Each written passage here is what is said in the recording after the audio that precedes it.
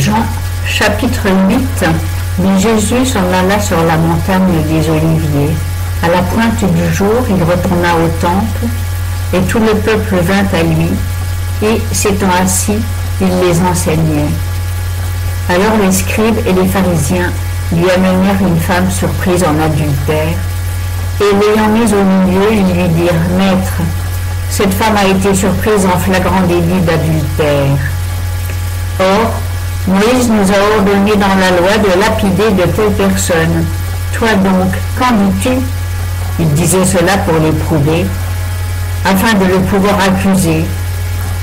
Mais Jésus, s'étant baissé, écrivait avec le doigt sur la terre. Et comme il continuait à l'interroger, il se releva et leur dit: Que celui de vous qui est sans péché lui jette le premier la pierre. Et, s'étant de nouveau baissé, il écrivait sur la terre.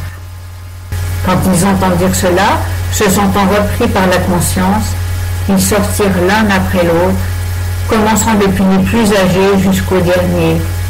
Et Jésus fut laissé seul avec la femme qui était là au milieu. Alors Jésus, s'étant relevé, et ne voyant personne que la femme, lui dit: Femme, où sont tes accusateurs? Personne ne t'a-t-il condamné? Elle dit: Personne, Seigneur. Jésus lui dit: Je ne te condamne pas non plus, va et ne pêche plus. Jésus parla encore au peuple et dit: Je suis la lumière du monde. Celui qui me suit ne marchera point dans les ténèbres, mais il aura la lumière de la vie. Les pharisiens lui dirent: Tu rends témoignage de toi-même, ton témoignage n'est pas véritable. Jésus leur répondit: Quoique je rende témoignage de moi-même, mon témoignage est véritable, car je sais d'où je suis venu et où je vais. Mais vous ne savez pas d'où je viens ni où je vais. Vous jugez selon la chair. Moi, je ne juge personne.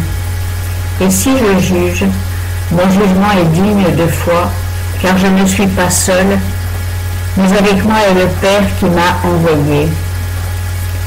Il est écrit dans votre loi que le témoignage de deux hommes est digne de foi. C'est moi qui rends témoignage de moi-même. Le Père qui m'a envoyé rend aussi témoignage de moi.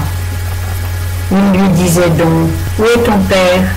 Jésus répondit: Vous ne connaissez ni moi ni mon Père. Si vous me connaissiez, vous connaîtriez aussi mon Père. Jésus dit ces paroles dans le lieu où était le trésor, enseignant dans le temple, et personne ne se saisit de lui, parce que son heure n'était pas encore venue. Jésus leur dit encore: Je m'en vais, et vous me chercherez, et vous mourrez dans votre péché. Les Juifs disaient donc: Se tuera-t-il lui-même, puisqu'il dit: Vous ne pouvez venir où je vais?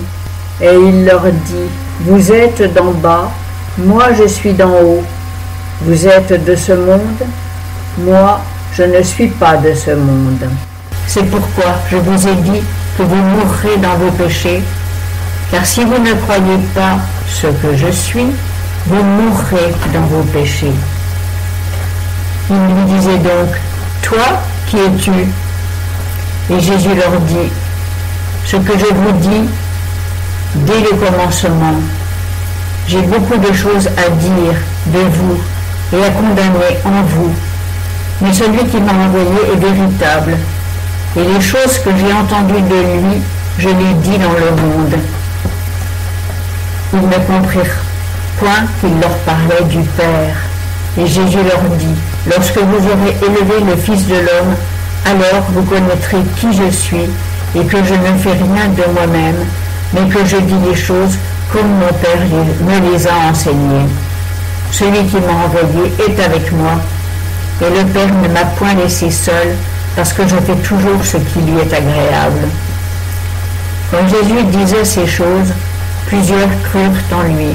Jésus dit donc aux Juifs qui avaient cru en lui: Si vous demeurez dans ma parole, vous êtes véritablement mes disciples, et vous connaîtrez la vérité, et la vérité vous affranchira. » Ils lui répondirent: « Nous sommes la postérité d'Abraham, et nous n'avons jamais été esclaves de personne.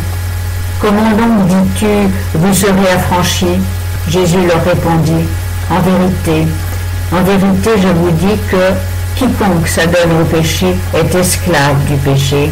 Or, l'esclave ne demeure pas toujours dans la maison, mais le Fils y demeure toujours.